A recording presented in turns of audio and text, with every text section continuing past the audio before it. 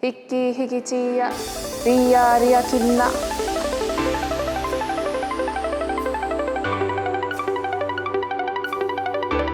Hapa hapa inga, rangatahi.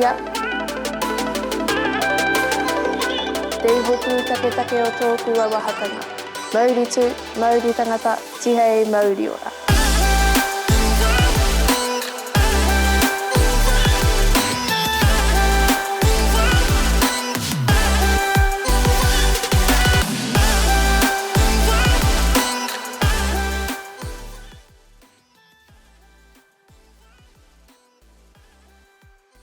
No mai, haere mai. Welcome to Rāngai, our beautiful studios here in Turanga-nui-a-kiwa, Gisborne. Hi, I'm Fenn and I'll be your presenter today. In the studio today we have Carl Newman, Trust Manager of Swim for Life, and Jock Graham, who is the co-founder of Revive Festival. Hi Carl, how are you today? I'm good. Thanks for having me. You're welcome, it's no problem. Please introduce yourself and a bit about who you are.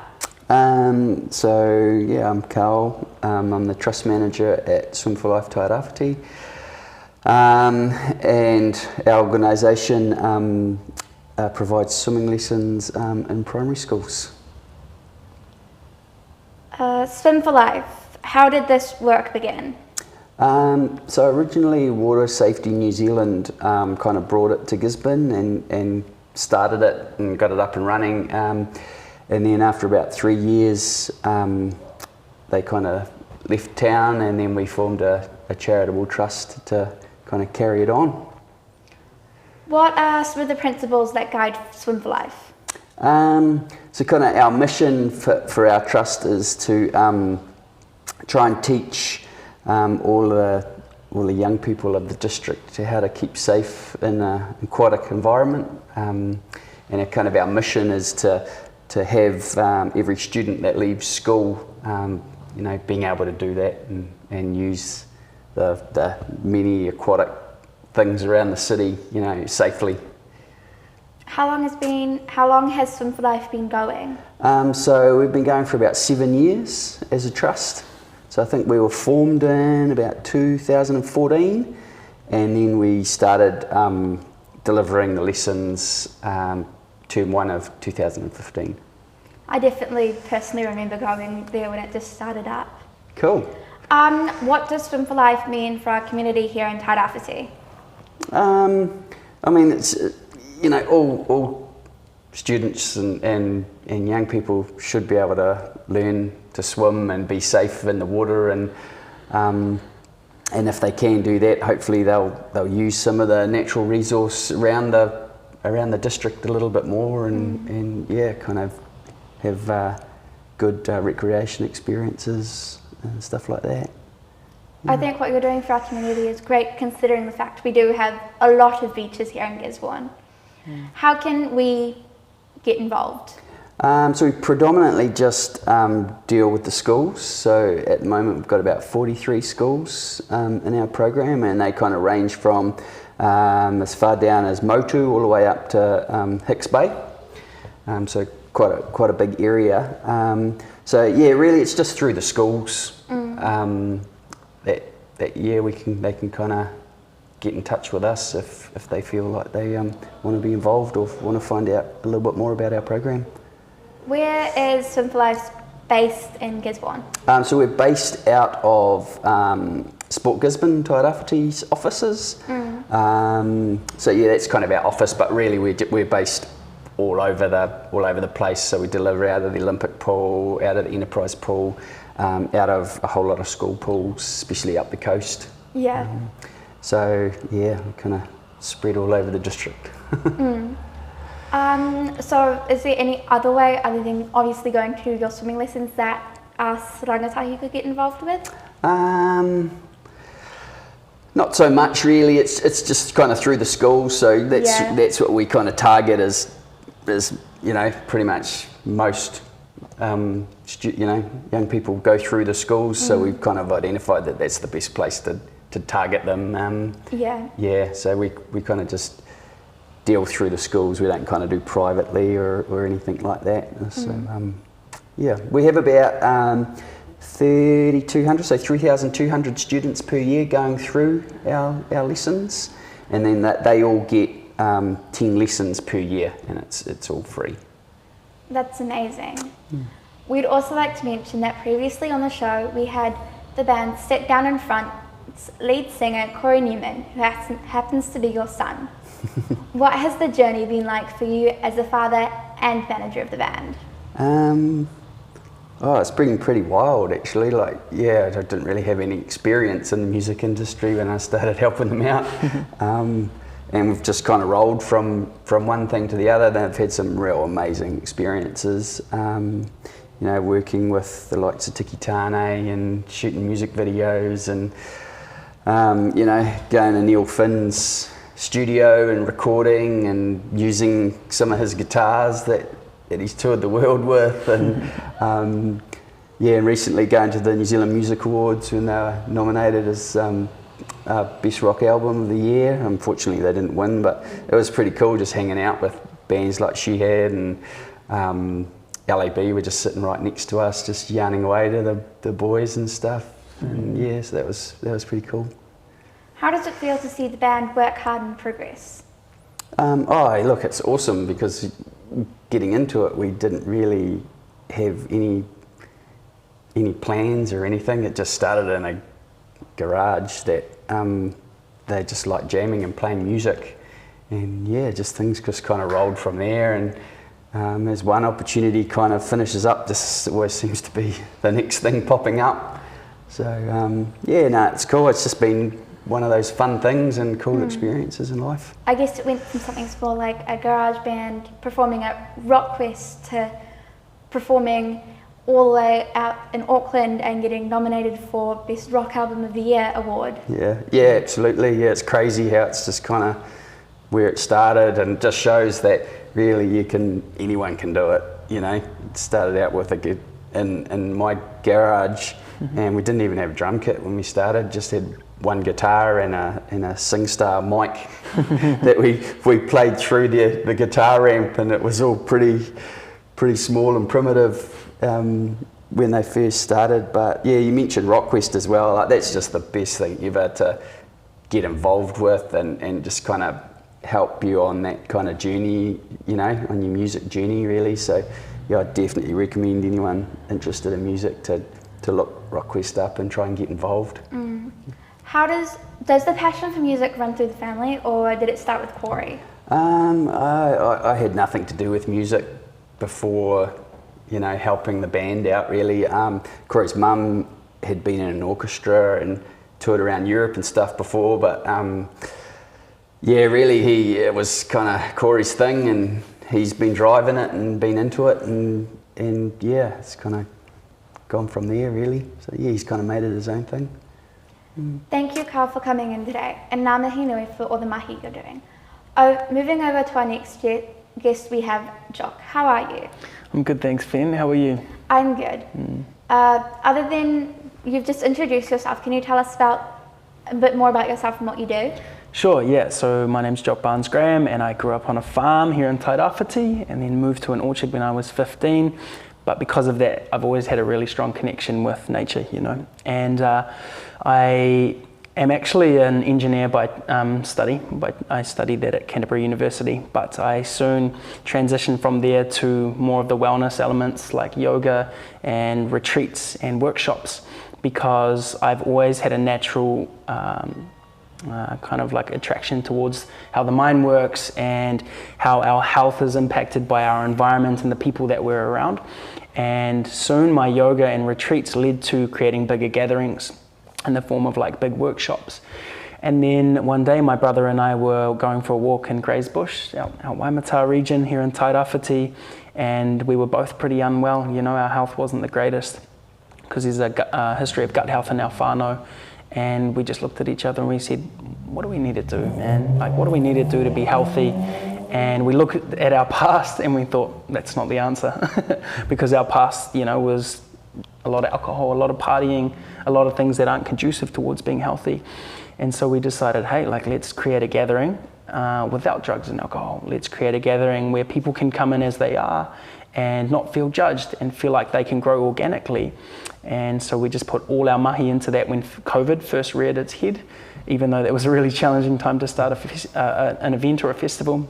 And since then it's just growing, and yeah, we're lining up for round 2. We have a video, do you mind if we play it? Go ahead, please do.